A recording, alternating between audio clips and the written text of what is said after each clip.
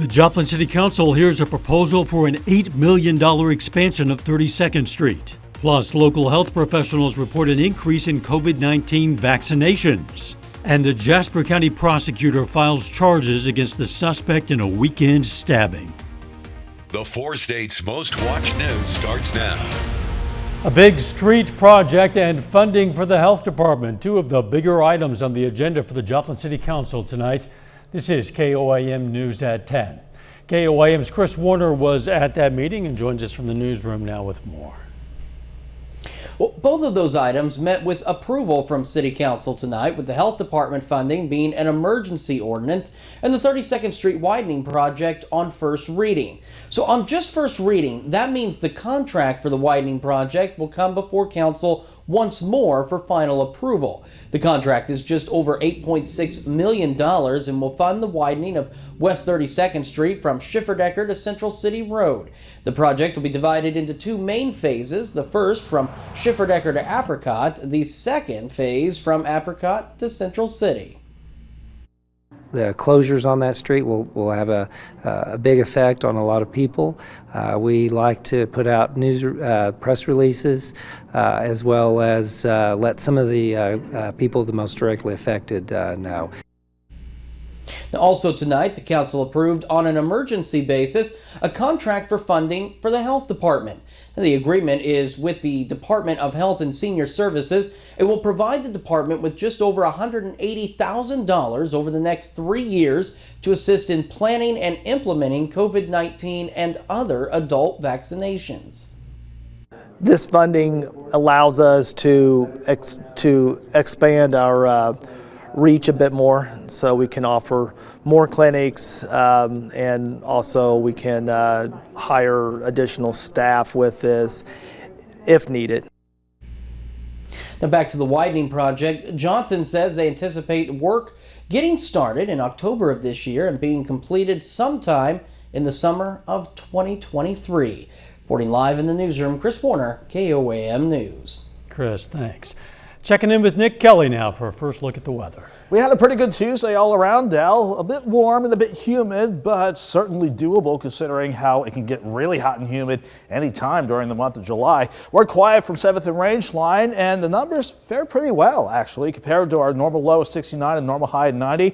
67 this morning and topping out around 88 degrees this afternoon. I haven't had anything to track in our region all day long, so we're staying quiet here. Any thunderstorms we had to start the evening out in western Kansas, they're dying as they dive out of southwestern Kansas. But those storms, in addition to storms in the upper Midwest, all along the front, that will start to influence our weather tomorrow.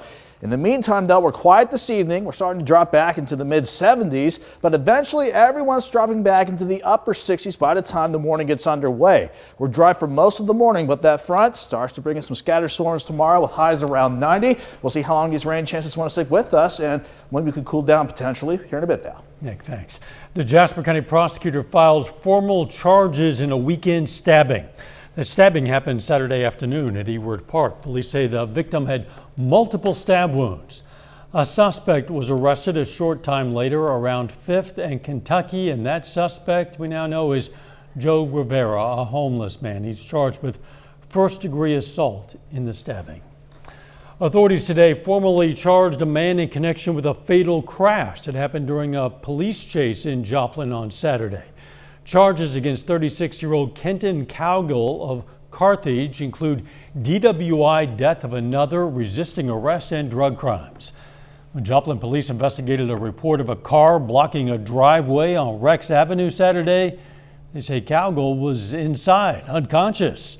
When they woke him, they say he appeared to be intoxicated and drove away. Police chased him until Cowgill was involved in a crash with 2 other vehicles at the intersection of 7th and Duquesne Road. The driver of one of those vehicles, 66-year-old Robert McDermott of Joplin, later died. Police say Cowgill tried to flee from the crash scene and get rid of 94 grams of meth under his car. Police say a man yesterday robbed a Joplin gas station with a machete. It happened at the Fast Trip on East 32nd Street. Police say the suspect pointed the machete at the clerk and demanded cash. After taking an undisclosed amount of money, he ran from the store. That suspect was later arrested, but again, no official charges have been filed. Today marks 6 months since a mob stormed the U.S. Capitol on January 6th. Images of that day were broadcast live around the world and sent shockwaves throughout the country. Just after 2 o'clock on January 6th, a crowd supporting President Trump reached the U.S. Capitol steps, leaving behind a wake of damage. 4 people died that day. Capitol Police Officer Brian Sicknick died the next day. A medical examiner says he suffered 2 strokes. 2 more responding officers died by suicide days later. Now the House is in the process of forming a 13-member select committee to investigate the deadly assault after a bill to create an independent commission was blocked by Senate Republicans. More than 500 people have been arrested in connection to the assault, with hundreds of investigations ongoing. The Pentagon says it canceled a disputed cloud computing contract with Microsoft that could eventually have been worth $10 billion.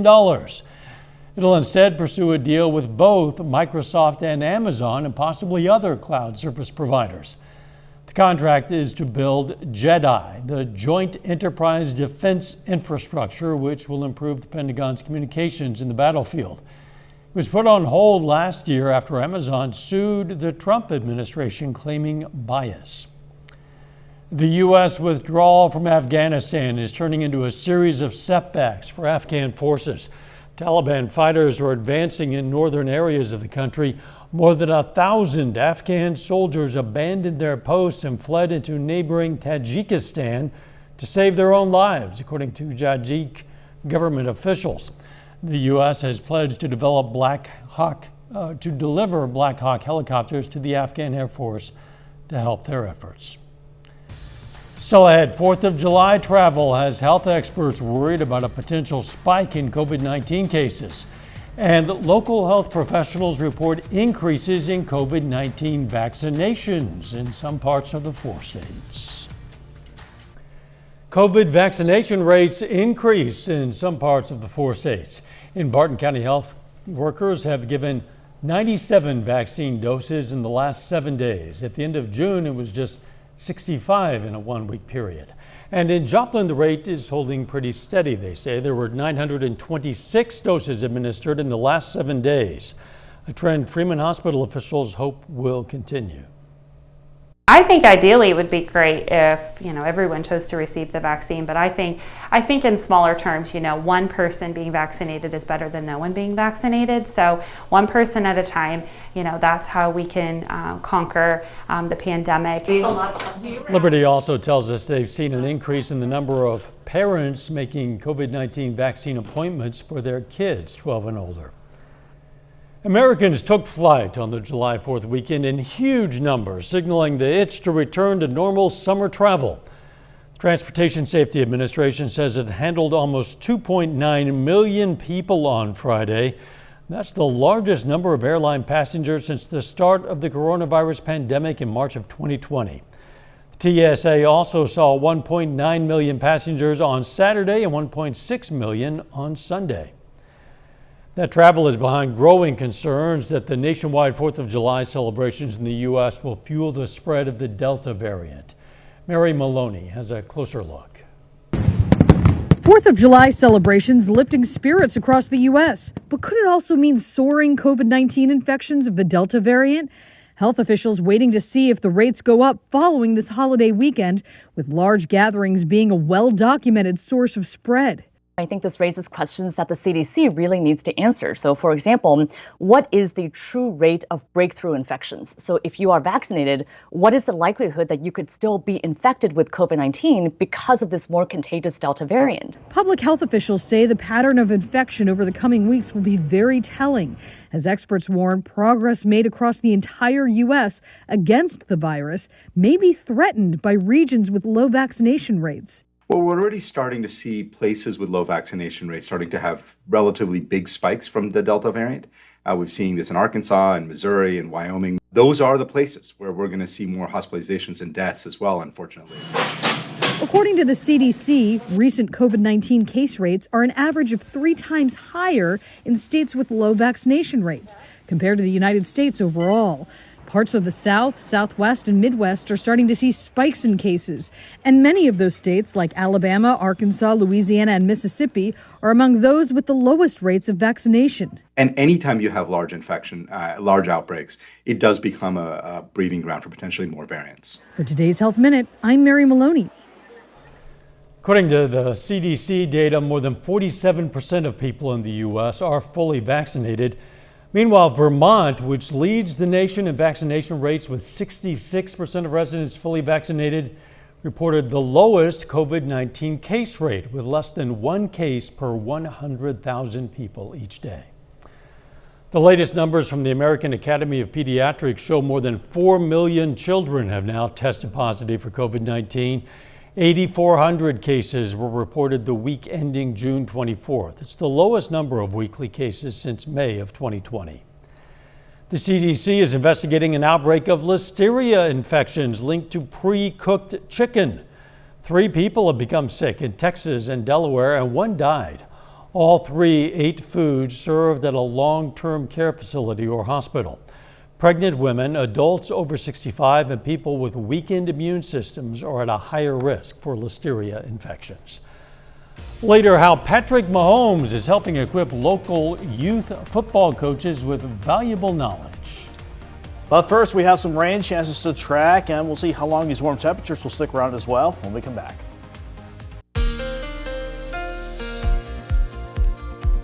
On a warm, thankfully not so humid July afternoon, we kept things pretty quiet throughout the course of the day.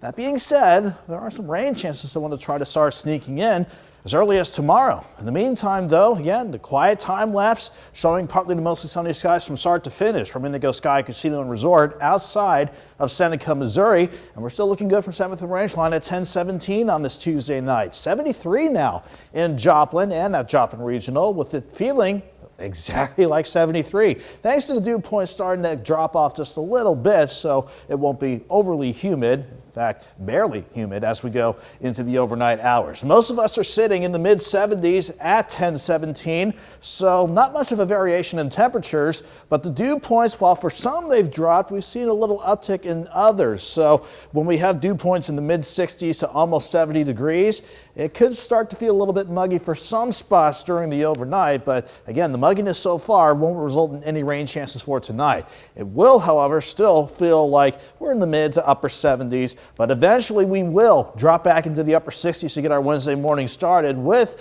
a dry commute for the morning before rain chances start to sneak in. Thankfully, we didn't have any rain coming out of western Kansas head our way. In fact, everything's pretty much falling apart as it takes a dive toward Guyman in the Oklahoma Panhandle. Again, other thunderstorms otherwise up in the upper Midwest, working across Minnesota and Wisconsin, all along our next front. This is a stationary front, sure, but this is going to play a role in our forecast for the next few days, along with an upper level low. Working out of South Dakota, that will help to push the front our way to bring in some rain chances as we go into tomorrow. In the meantime, though, once again, we're stating that we're dry for the rest of the overnight, partly cloudy. A bit mild, sure, but not too terrible to start the morning out. Overnight lows drop back mid to upper 60s, but here's the future track at 10 a.m. I would not be surprised that as the front and the upper wave starts to work with the building heat and humidity throughout the late morning and certainly into the afternoon, I wouldn't be surprised if we had a few storms try to get going on the Kansas side, but then they'll become more numerous or at least more scattered as we go into Wednesday afternoon. When these storms develop, I'm not expecting these to be severe, but at their strongest, it would not be surprising if these packed a punch with some heavy rainfall to deal with. Otherwise, 68 in the morning, 86 by noon. We'll have afternoon highs topping out around 90 degrees. Once we get past sunset, and certainly by this time tomorrow night, the rain chances die off. We'll hold on to partly cloudy skies and we'll be mild again with lows back in the upper 60s. And then we'll drop the temperatures a little bit for Thursday. Upper 80s for highs, maybe a stray storm chance, but Thursday's looking relatively dry as the system temporarily lifts back to the north. That means we're dry and hot to start the weekend out on Friday, but then here comes a stronger upper level low, and this wants to hang around for Saturday and Sunday. While this will bring scattered rain chances back in for Saturday and Sunday, That will bring a little bit of a cool down our way, thankfully. Let's go 90 tomorrow, 87 Thursday, back to 90 on Friday. We'll go from 88 on Saturday to lower 80s for highs for Sunday and Monday. A short-lived but nice cool down before we have to head back near 90 on Tuesday. Yeah, lower 80s definitely welcome this time of year. For highs in early July, we'll take it. Thanks, Nick. As Hurricane Elsa makes its way up the west coast of Florida, thousands of people have already lost power. Carolina Lead reports on the storm's path from Tampa. Elsa churned up the surf off the Florida Keys, strengthening to a hurricane as it moves north. The storm's heavy rain and winds could bring dangerously high waters. A lot of flooding. And power outages to the state.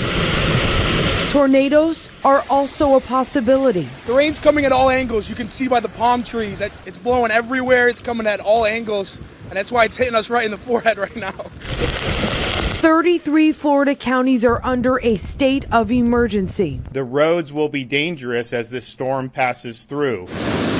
But the outer bands were not enough to keep a couple of fishermen and tourists inside. It's so exciting! The streets were deserted and businesses shut down in Fort Myers in anticipation of the storm. It's pretty neat. We're excited to see it come in, and we're ready to see it go so we can get back to the beach. Teams searching for bodies at the site of the building collapse in Surfside were able to keep working, though the weather did cause them to stop for a couple hours.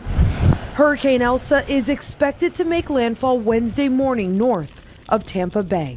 Carolina Lead, CBS News, Tampa. Governor DeSantis says 7,000 power company workers are standing by to help with repairs after the storm moves over the state. Coming up in sports, Patrick Mahomes teams up with the U.S. football to host a coaches clinic in Webb City. We're going to have details. Plus, Pittsburgh American Legion baseball hits the field against Harrisonville, Missouri. Jacob Leonard has that and more next.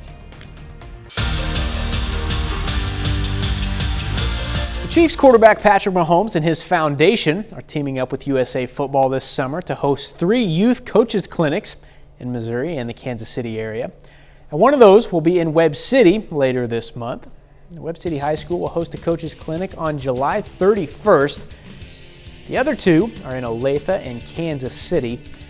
Now, Webb City head coach John Roderick and Rockwood Summit head coach Mike Bellers will lead the clinics this summer. Now, their focus showing youth coaches the best way to teach the game based on age and skill level.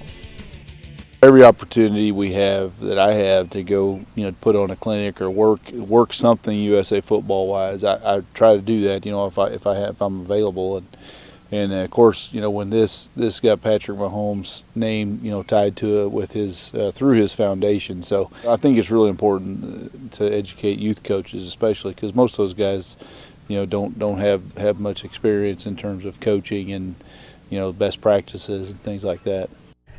Now, the clinics are free to youth coaches. There's a registration link in this story on KOAMnewsnow.com.